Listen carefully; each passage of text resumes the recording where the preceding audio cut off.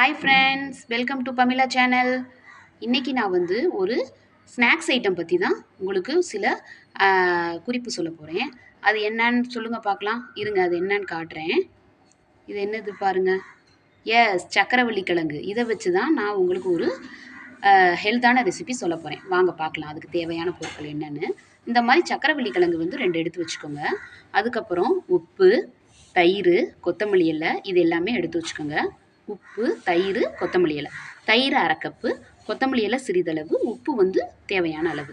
இப்போ நீங்கள் என்ன பண்ணுறீங்கன்னா, இந்த இனிப்பு உருளையை ஃபஸ்ட்டு வேக வச்சுக்கோங்க. வேக வச்சு நல்லா உரிச்சு மசிச்சுக்கோங்க. அதில் உப்பு, தயிர், கொத்தமல்லி இலை எல்லாமே சேர்த்து நல்லா கலந்துக்கங்க.